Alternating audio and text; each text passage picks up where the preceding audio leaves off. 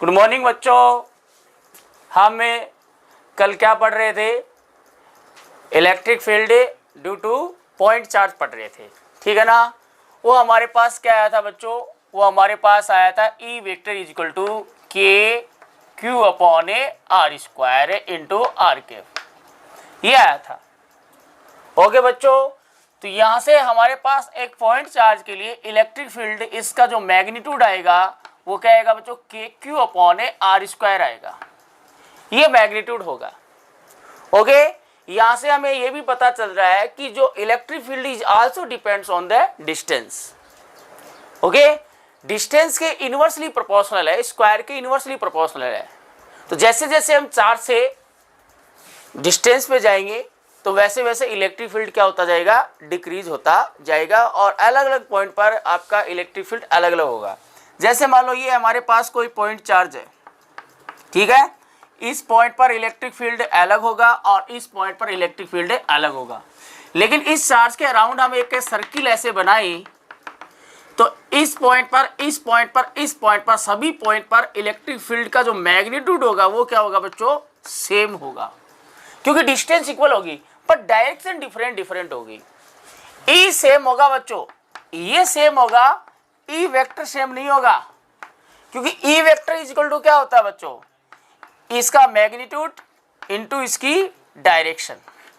Okay, तो E vector यहां पर अगर हम ये एक सर्किल बनाए इसके राउंड, तो डिस्टेंस सेम है तो मैग्नीट्यूड ईच पॉइंट पर सेम होगा बट डायरेक्शन डिफरेंट है, तो ई का मैग्नीट्यूड सेम होगा इस पॉइंट पर बट ई वेक्टर डिफरेंट होगा। ओके बच्चों, तो ये तो हमने कल पढ़ा था। और हमने जो सोर्स चार्ज है वो पॉजिटिव चार्ज लिया था। अगर हमारे पास सोर्स चार्ज अगर नेगेटिव चार्ज है, देखिए electric field intensity, electric field intensity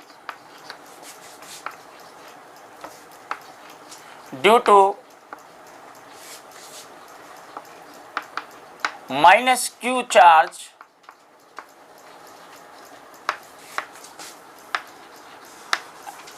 at point P। Okay बच्चों, नोट करेंगे ये सभी बच्चे। तो अगर मान लो हमारे पास अगर पॉजिटिव चार्ज की जगह अपना सोर्स चार्ज है वो नेगेटिव हो, ओके, नेगेटिव हो, देन जो है वो अपना क्या होगा? इलेक्ट्रिक फील्ड इंटेंसिटी अपनी क्या हैगी वो हम देखते हैं बच्चों। ओके, क्या अपना मैग्नीट्यूड चेंज होगा, या हम जैसे फोर्स में हम पढ़ते हैं कि फोर्स में जब हम कूलम्ब्स लो लगाते हैं तो चार्ज को का जो साइन है उसको हम नेग्लिजिबल लेते हैं, उसको कंसीडर नहीं करते, ओनली मैग्नीट्यूड लेते हैं चार्ज का। क्या हम इलेक्ट्रिक फील्ड में जब चार्ज की वैल्यू रखेंगे तो क्या साइन को हम कंसीडर करेंगे या उसका भी ओनली मैग्नीट्यूड लेते हैं? तो देखिए बच्चों, अगेन सेम टू सेम वैसे ही मैं आपको डायग्राम से समझा रहा हूं, आपको इसका पूरा डेरिवेशन करने की जरूरत नहीं है। जैसे इस कंडीशन में हमने ओ पॉइंट पर क्या रखा है बच्चों? माइनस क्यू चार्ज है, इससे स्मॉल आर डिस्टेंस पर कोई पॉइंट P है। ओके, आर डिस्टेंस पर कोई पॉइंट P है। ओके, इस P पॉइंट पर हमें देखना है कि इलेक्ट्रिक फील्ड क्या होगा due to this negative charge.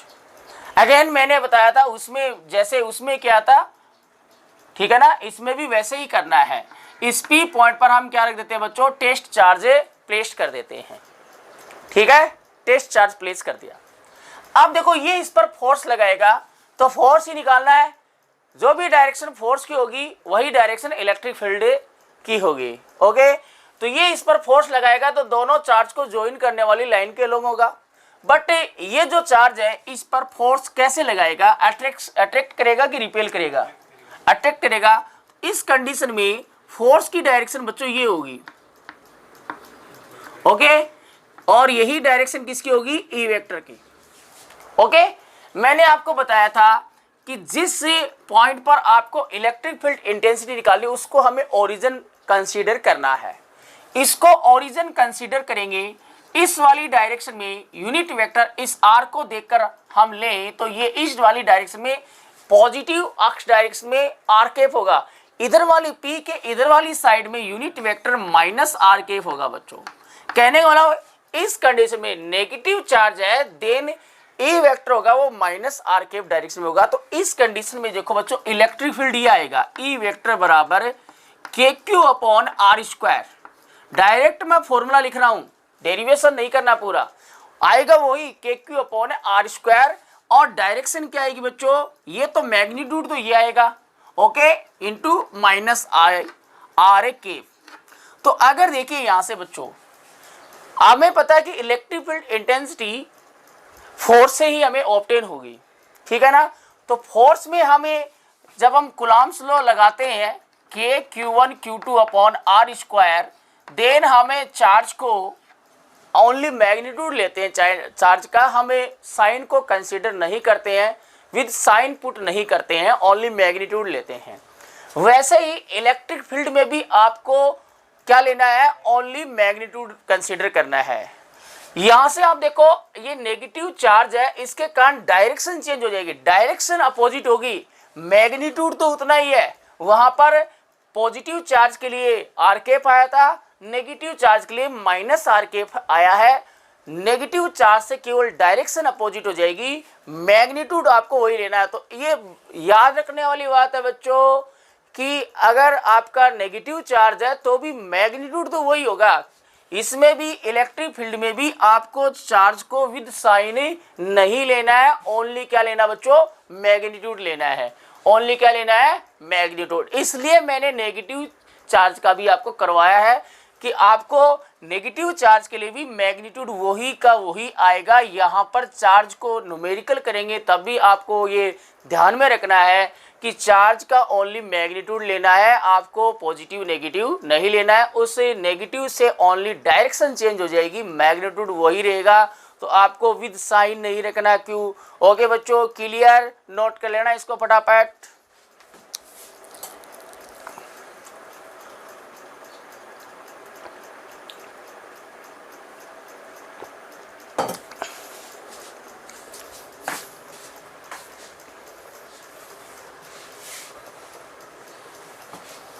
Okay बच्चों, नेक्स्ट टॉपिक हम देखते हैं effect of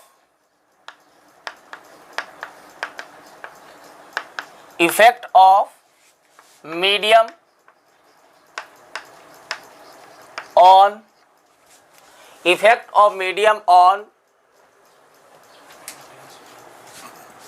intensity of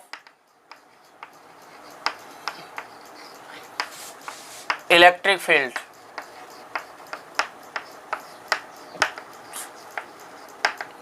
okay हाँ, क्या लिखने की जरूरत नहीं है, इतना ही लिख लो, ठीक है ना। तो आपको बस यही इसमें ध्यान में रखने वाली बात यही है बच्चों कि पॉजिटिव चार्ज हो चाहे नेगेटिव चार्ज हो, हमें जब मैग्नीट्यूड हम निकालेंगे जैसे E बराबर के क्यू अपॉन आर स्क्वायर, तो पॉजिटिव चार्ज हो चाहे नेगेटिव चार्ज हो, हमें यहाँ पर ओनली मैग्नीट्यूड प्लेस्ड करना है, नेगेटिव साइन को कंसिडर नहीं करना है। नेगेटिव साइन से केवल डायरेक्शन मिलेगी, आपको केवल मैग्नीट्यूड जब निकालेंगे तो साइन विद साइन चार्ज को नहीं लेना है, ओनली मैग्नीट्यूड लेना, जैसे हमने इलेक्ट्रोस्टैटिक फोर्स में कंसिडर किया था। अब देखिए बच्चों मीडियम का इफेक्ट देखेंगे। कल आपको मैंने बताया था बच्चों कि जैसे अगर हम चार्ज के बीच में कोई मीडियम प्लेस्ड कर देते हैं, देन फोर्स क्या हो जाता है, डिक्रीज हो जाता है compare to the vacuum. Okay, इसी प्रकार अगर हमें चार्ज के अराउंड अगर वैक्यूम के अलावा अगर कोई दूसरा मीडियम है, देन इलेक्ट्रिक फील्ड इंटेंसिटी पर क्या इफेक्ट पड़ेगा वो भी आपको कल मैंने आपको बताया था और सभी बच्चों ने बताया था कि डिक्रीज हो जाती है। कैसे डिक्रीज होती है वो हम देख सकते हैं बच्चों। देखो हमें एक पॉइंट चार्ज के लिए इलेक्ट्रिक फील्ड हमें मिल गया है, ठीक है, उससे ही हम निकालेंगे। देखो बच्चों in presence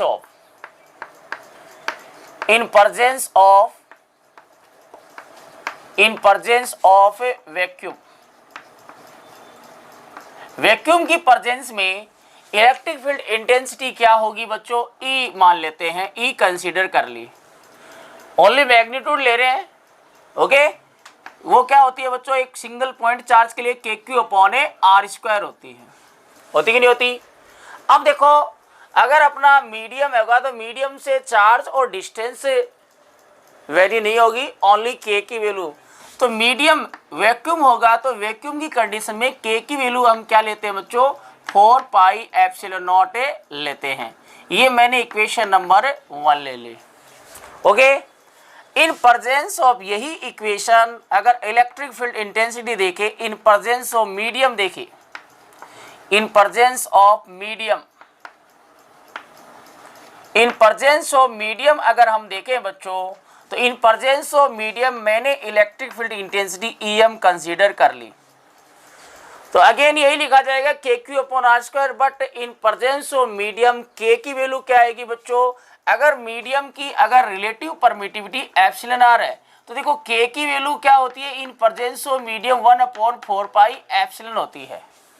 epsilon is the permittivity of medium, और इसको हम ऐसे लिखते हैं, मैंने कहा कभी आपको फॉर्मूला जो बनाना है वो परमिटिविटी ऑफ मीडियम के टर्म में नहीं लेना है, इसको लेना है रिलेटिव परमिटिविटी के टर्म में लेना है। और we know that epsilon is equal to, हम क्या लिख सकते हैं, epsilon not into epsilon R। Epsilon R is what, relative permittivity of the given medium. तो के की वैल्यू इस कंडीशन में क्या आ जाएगी, 1/4 पाई, सॉरी ऐसे लिख देते हैं हम, Q/ के की वैल्यू आपको क्या लिखनी है, 1/4 पाई epsilon not epsilon R²। Equation number 2 आ गई। इन प्रेजेंस ऑफ मीडियम अपनी इलेक्ट्रिक फील्ड इंटेंसिटी बच्चों ये आ गई। ओके, इक्वेशन 2 को 1 में डिवाइड कर दो, इक्वेशन 1 डिवाइडेड बाई 2 क्या है बच्चों बताइए, E/EM that is equal to Q/4 pi epsilon not R² upon Q/4 pi epsilon not epsilon R into R²। R² से R² गया, Q से Q गया, 4 पाई एप्सिलॉन नॉट से 4 पाई epsilon not, only epsilon not बचा है वो ऊपर चला गया। तो E/EM हमारे पास क्या है बच्चों, एप्सिलॉन R आ गया। ओके, तो अगेन ये डेफिनेशन, एक डेफिनेशन और मिल गई, अदर टाइप से एक डेफिनेशन और मिल गई, किसकी बच्चों, रिलेटिव परमिटिविटी ऑफ मीडियम। ये डेफिनेशन, ये भी रेशियो है। हमने ऊपर जब हमने रिलेटिव परमिटिविटी ऑफ मीडियम या डाइलेक्ट्रिक कांस्टेंट जब हमने पढ़ा था तो वहाँ पर हमने 2 डेफिनेशन लिखी थी, वो रेशियो के टर्म में आई थी। एक तो था फोर्स का रेशियो था, okay, force in A vacuum divided by force in a medium, और एक हमने परमिटिविटी के टर्म में लिखा था, permittivity in medium divided by permittivity of free space. यहाँ पे भी रेशियो आया, तो आप ये डेफिनेशन भी लिख सकते हो डाइलेक्ट्रिक कांस्टेंट की। कैसे लिखोगे, this is the electric field intensity in presence of vacuum and this is the electric field intensity in presence of a medium. इसका रेशियो है, इसके टर्म में भी आप इसको डिफाइन कर सकते हो। यहाँ पर इलेक्ट्रिक फील्ड इंटेंसिटी के टर्म में ये डेफिनेशन मिल जाएगी, आपको लिखने की जरूरत नहीं है, वो 2 अगर आपको याद है तो आपको लिखनी तो एक ही है, ठीक है। ये हमारे पास रिलेशन आ गया बच्चों, ठीक है ना। अब हमें ये देखना कि E ग्रेटर होगा कि EM ग्रेटर होगा, ये वैक्यूम में है ये मीडियम में। देखो हमें पता है कि for any medium, since for any medium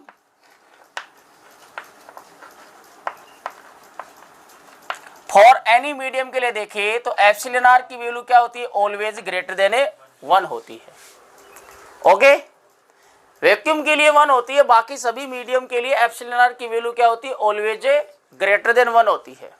तो यहाँ से एप्सिलॉन R की वैल्यू ये है, ये इसमें पुट कर दे, हेंस हमारे पास क्या आ जाएगा बच्चों, हेंस हमारे पास आ गया, इस एप्सिलॉन R की जगह हमने लिख दिया E/EM एंड ये क्या है, ग्रेटर देन 1 है।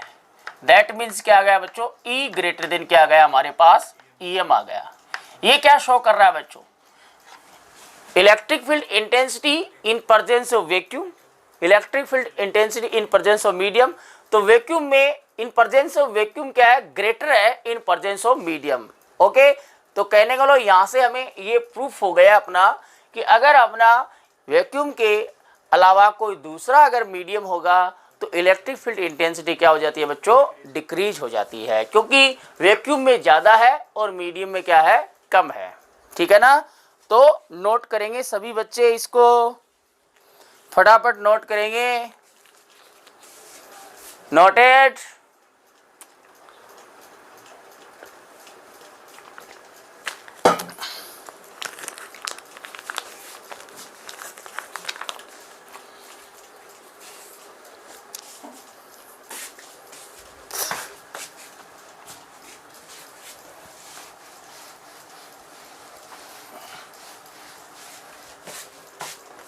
तो देखो बच्चों, इसके नीचे क्या लिखोगे आप, ये लिखोगे, डबल स्टार लगाकर लिखोगे आप, hence in presence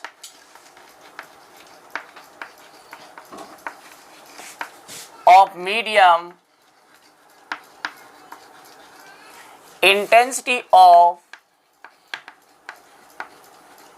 intensity of electric field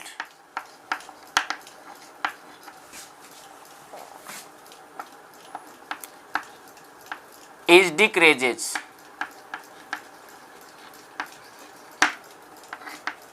okay बच्चों, तो ये आपका नेवी एयरफोर्स नीट का 1 नंबर का क्वेश्चन हो गया है। Very simple question. Okay, increase होगी, डिक्रीज होगी या क्या होगी। ओके बच्चों, ओके। तो देखिए, इसमें भी आप ये फॉर्मूला लगा सकते हो बच्चों। देखो, आपको अगर मीडियम के लिए, देखो इस फॉर्मूले से मैं देखता हूं बच्चों, इस फॉर्मूले को मैं लिख रहा हूं, EM इक्वल टू, यहां से क्या होगा बच्चों, EM इज इक्वल टू क्या होगा बच्चों, EM इज इक्वल टू क्या हो जाएगा, EM को इधर भेज दो, सॉरी, E अपॉन क्या आ गया, एप्सिलॉन R आ गया। ओके, ये आपका न्यूमेरिकल में काम में आएगा, फॉर्मूला आ सकता है। देखो यहाँ पर अगर वैक्यूम में हमें इंटेंसिटी पता हो, ओके, और अगर कह दिया जाए कि हम चार्ज को अगर किसी इतने डाइलेक्ट्रिक कांस्टेंट के मीडियम में प्लेस कर दे, तब आपकी इलेक्ट्रिक फील्ड इंटेंसिटी क्या होगी। तो वैक्यूम में जो भी गिवन होगी उसमें एप्सिलॉन आर का डिवाइड कर देंगे, हो जाएगा। ओके, या हम देखें,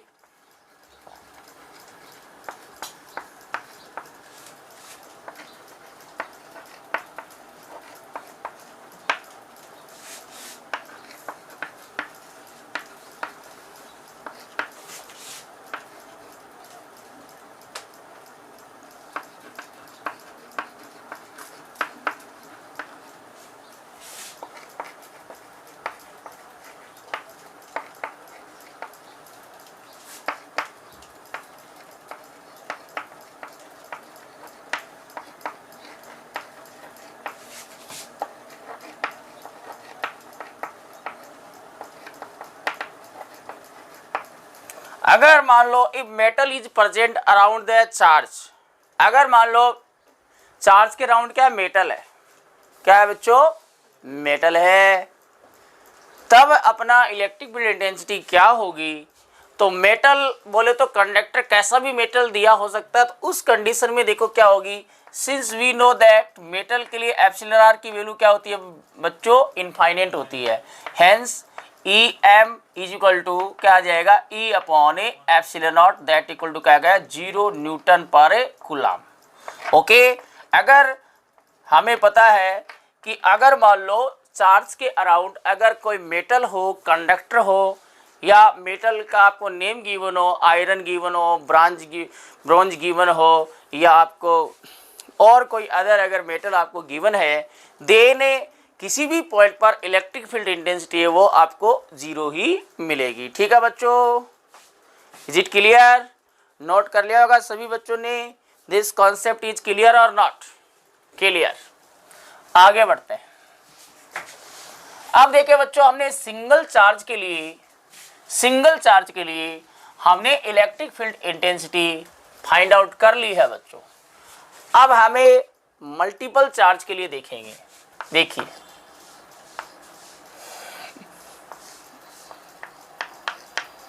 इलेक्ट्रिक फील्ड हेडिंग डालेंगे सभी बच्चे, electric field intensity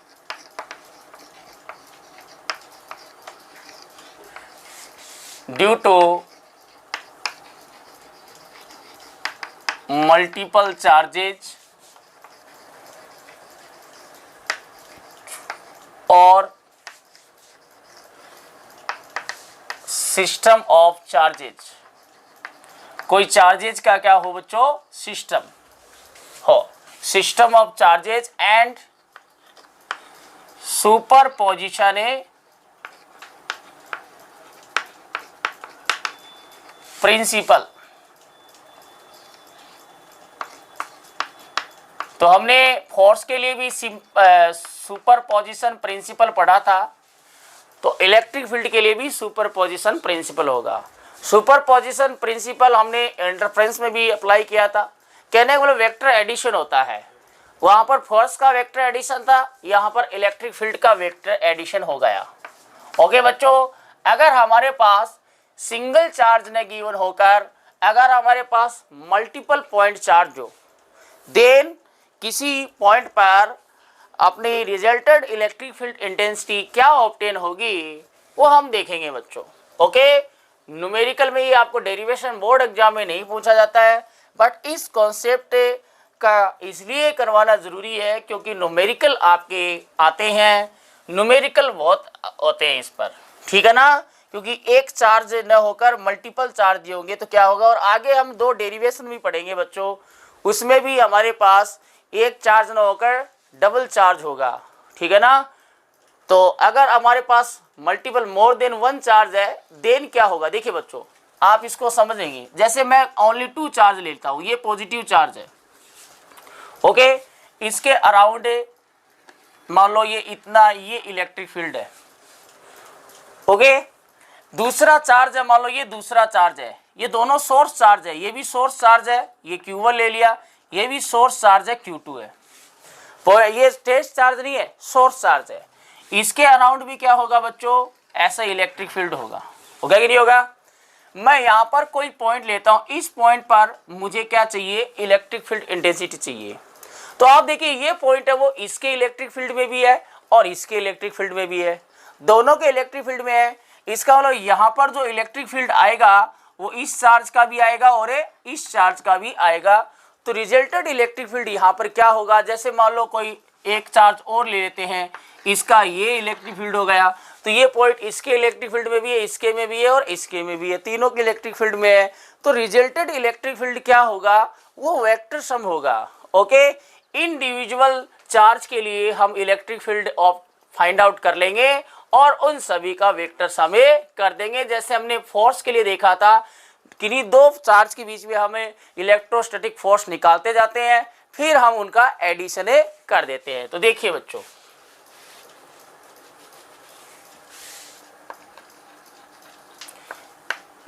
in presence of, note करेंगे सभी बच्चे, in presence of multiple charges,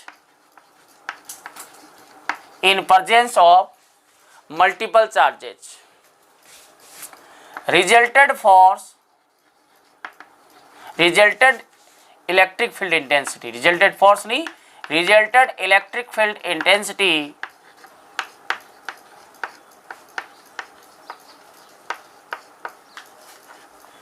at a point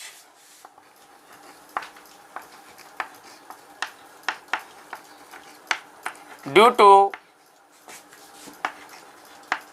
all charges, okay, सभी चार्ज के लिए किसी पॉइंट पर आपकी रिजल्टेड इंटेंसिटी क्या होगी, is vector addition of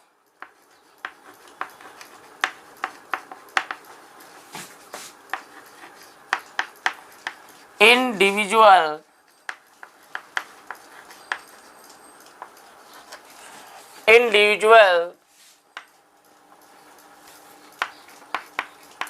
electric field बोले तो इलेक्ट्रिक फील्ड इंटेंसिटी है, vector addition of individual electric field due to each charges या each charge, okay, this is called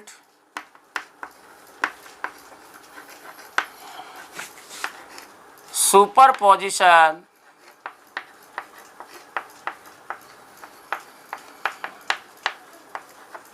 principle.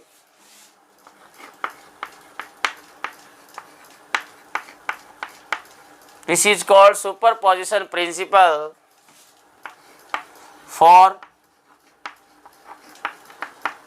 Electric field.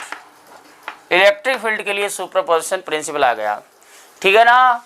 क्या कहना चाहता है कि हमारे पास अगर मल्टीपल चार्जेज हो, मोर देन वन चार्जेज हो, देन किसी पर्टिकुलर पॉइंट पर रिजल्टेड इलेक्ट्रिक फील्ड इंटेंसिटी क्या होगी बच्चों. हम क्या करेंगे, अलग अलग चार्ज का उस पॉइंट पर electric field intensity find out कर लेंगे और उन सबका वेक्टर एडिशन कर देना है. जैसे हमारे पास मान लो 3 चार्जेज है, एक ये है, एक ये है और एक ये है. ओके, इस पॉइंट पर देखनी है तो हमें इस चार्ज के कारण यहाँ पर इलेक्ट्रिक फील्ड इंटेंसिटी निकाल सकते हैं बच्चों. एक सिंगल चार्ज के लिए इलेक्ट्रिक फील्ड इंटेंसिटी क्या आती है, सिंगल चार्ज के लिए क्या आया था मैग्नीट्यूड,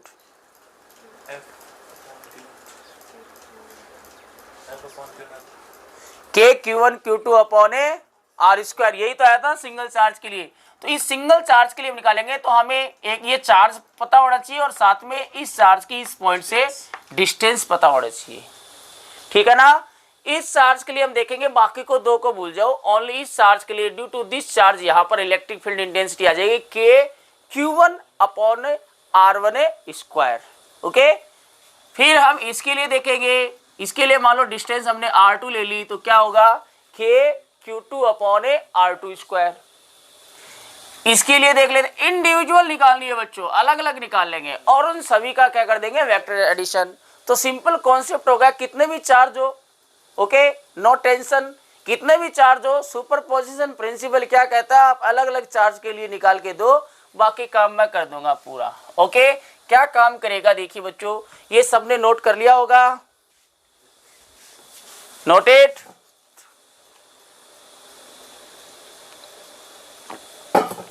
ओके बच्चों, इसका एक्सप्रेशन हम देखते हैं डायग्राम से.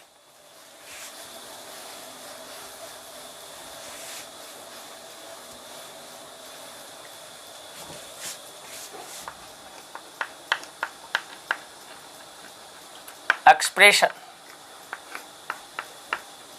let us consider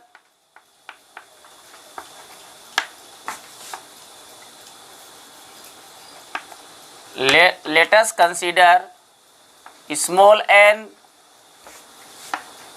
point charges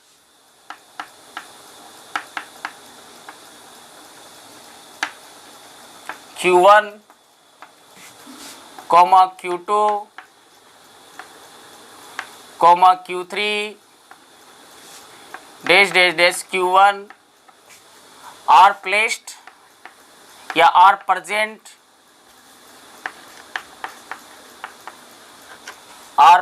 in a frame of reference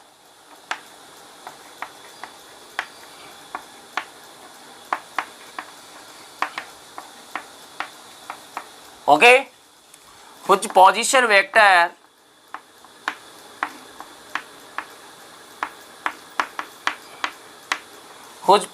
vector with respect to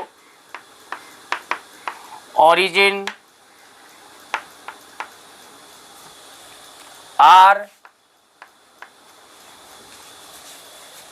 R1 vector, R2 vector, R3 vector dash a Rn vector a respectively.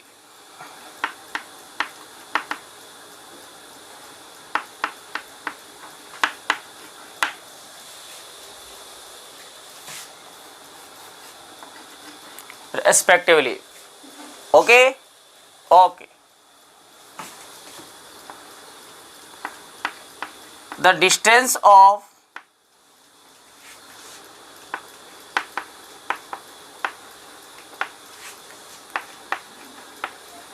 these charges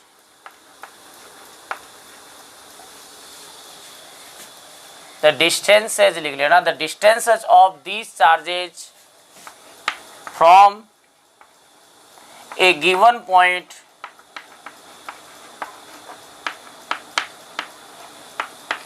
P are R01, R02, R03 dash dash dash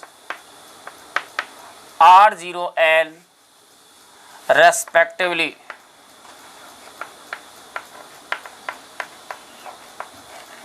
okay, ये हमने सब consider किया है, इसको आप फटाफट note कीजिए बच्चों।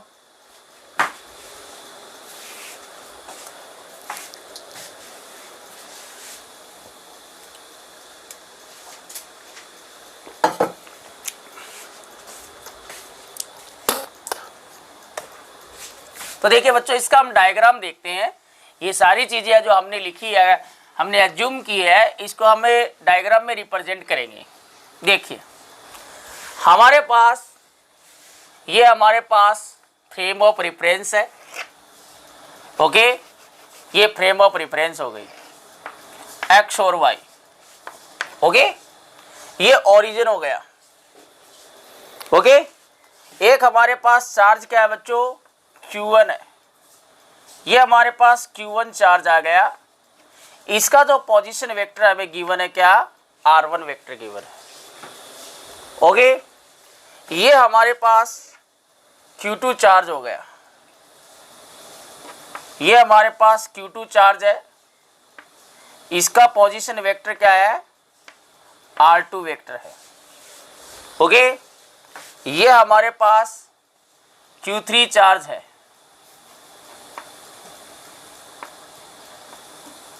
इसका पोजीशन वेक्टर आपको क्या दे रखा है, R3 vector.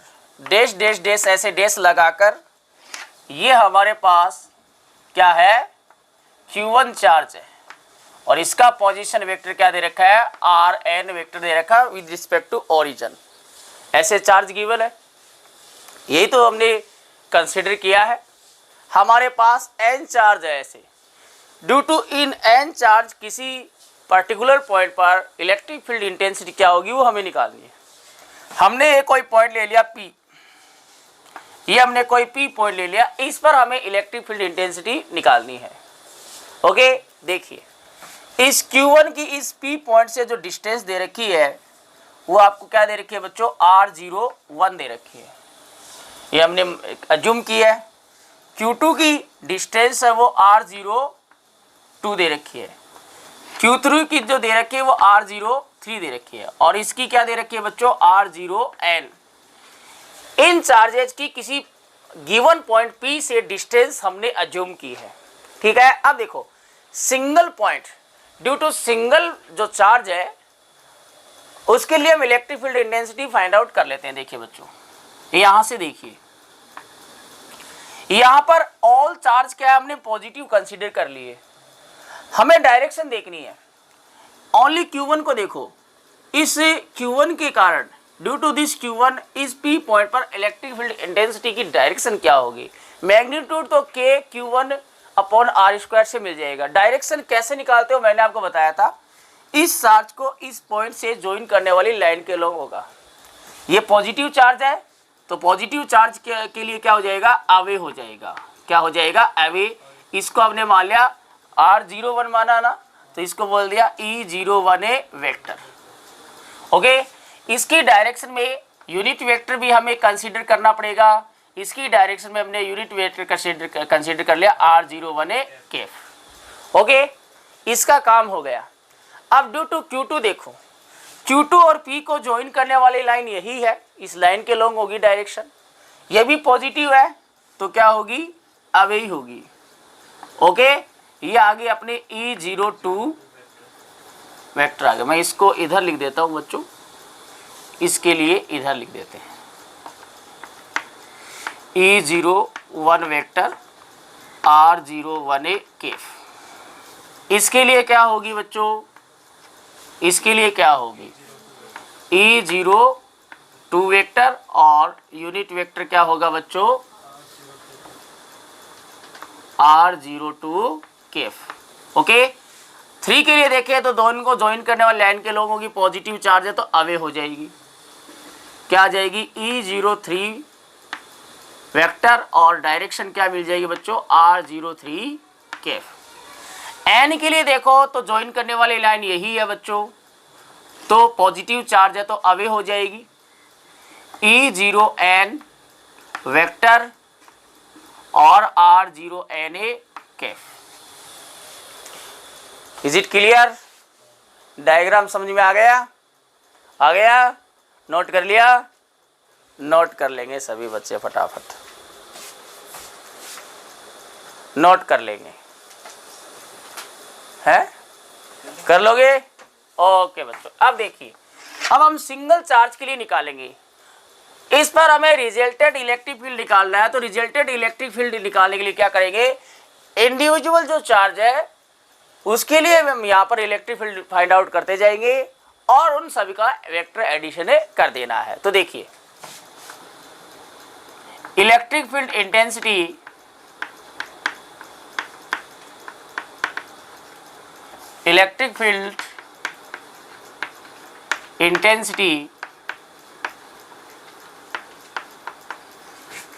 at point P due to charge Q1। Charge Q1 के लिए यहां पर क्या होगी, वो क्या है, क्या हमने कंसिडर किया है E01A vector. Okay, and that equal to क्या होगी, इसका मैग्नीट्यूड इनटू इसकी डायरेक्शन। डायरेक्शन बोले तो इसकी डायरेक्शन में यूनिट वेक्टर क्या है बच्चों R01A केफ। मैग्नीट्यूड कैसे निकालोगे, मैग्नीट्यूड जैसे फोर्स के लिए K Q1 Q2 R² आया था, सिंगल पॉइंट चार्ज के लिए किसी पॉइंट पर इलेक्ट्रिक फील्ड इंटेंसिटी का जो मैग्नीट्यूड होता है वो KQ/R² होगा। तो यहाँ पर देखो K, यहाँ पर हमारे पास चार्ज ड्यू टू Q1 निकालना, तो चार्ज हमारे पास Q नहीं है, क्या बच्चों Q1 है, डिवाइडेड बाई इस चार्ज की इस पॉइंट से डिस्टेंस क्या है R01 का स्क्वायर, ये मैग्नीट्यूड आ गया KQ/R², और इसकी डायरेक्शन क्या है R01A केफ। ये आ गई equation number 1। Okay, similarly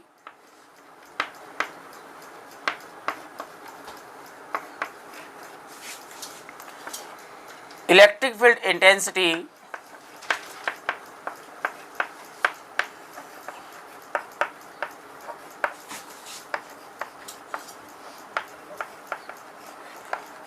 at point P due to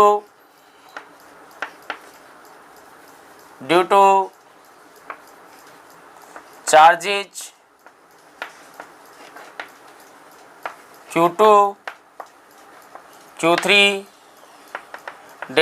Q1, क्या होगी बच्चों Q2 ड्यू टू Q2 क्या जाएगी E02 vector that is equal to K Q2/A R02 का स्क्वायर R02 की इक्वेशन नंबर 2। ओके, डायग्राम को मिटा देते हैं इधर से।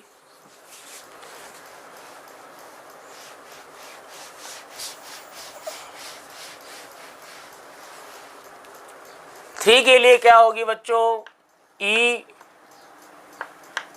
E03 वेक्टर बराबर K Q3/R03 की स्क्वायर R03 की केफ। ये आ गई इक्वेशन नंबर 3। इसी प्रकार अनंत चार्ज के लिए क्या हो जाएगा E0N की vector that is equal to K Q1/R0N का स्क्वायर R0N की केफ। ये आ गई इक्वेशन नंबर 4। ओके, हमने अलग अलग चार्ज के लिए इंडिविजुअली P पॉइंट पर इलेक्ट्रिक फील्ड फाइंड आउट कर लिया है। ओके, ओके और नॉट ओके? ओके, अब हमने अलग अलग चार्ज के लिए P पॉइंट पर इलेक्ट्रिक फील्ड फाइंड आउट कर लिया, तो according to superposition theorem resulted जो इलेक्ट्रिक फील्ड होगा वो इन सब क्या क्या होगा, वेक्टर एडिशन होगा। मैं इधर से मिटा देता हूं, नोट कर लिया होगा सभी बच्चों ने।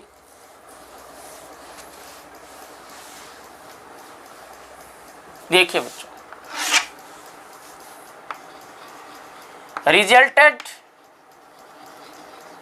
रिजल्टेड इलेक्ट्रिक फील्ड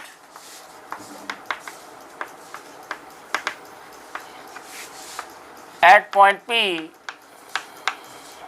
चलो ऐसे लिख देते हैं बच्चों, according to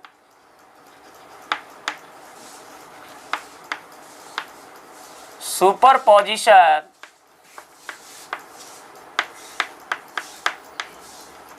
principal,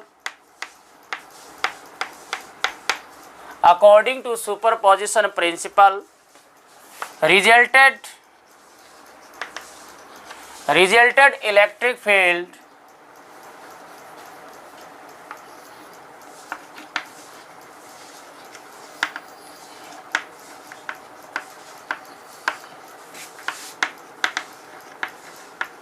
at point P क्या हो जाएगा, इन सब का वेक्टर एडिशन हो जाएगा। ई रिजल्टेड ई वेक्टर मान लिया, डेट इज इक्वल टू क्या होगा, E01 vector plus E02 vector plus E03 vector dash dash dash E0n vector. ये आ गई अपनी इक्वेशन नंबर 5। ओके, तो फ्रॉम सभी की वैल्यू पुट कर दो आप। From equation 1, 2, 3, 4 and 5। ओके, सबकी वैल्यू पुट करेंगे तो हमारे पास क्या आएगा बच्चों, E vector is equal to K Q1 upon R01 का स्क्वायर R01 की के प्लस के Q2 अपॉन R02 का स्क्वायर R02 की कैप प्लस के Q3 अपॉन R03 की स्क्वायर R03 की cap plus dash dash dash के Q1 upon R0n square R0n की कैप। ओके, क्यू के कॉमन आ गया, यहाँ से आया Q1 अपॉन R01 की स्क्वायर R01 की cap plus Q2 upon R02 की स्क्वायर R02 की cap plus Q3 upon R03 की स्क्वायर R03 की कैप Q1 अपॉन R0n की स्क्वायर R0n की कैप। ओके, क्या इसको हम समीशन के रूप में लिख सकते हैं? यहाँ पर देखिए जीरो जो है वो सब में है, वेरिएबल चीज़ क्या है, ये है 1 2 3। तो इसको आप अलग, आपको वेरिएबल लेना है, आई ले लेते हैं, के बार है, ये है समीशन। कहाँ से शुरू हुआ है, आई ले लिया, कहाँ से, 1 से, कहाँ तक जा रहा है, n तक। तो Q जो भी चेंज हो रहा है उसको I लिख लो, QI डिवाइडेड बाई R0 तो कही है I स्क्वायर R0I केफ।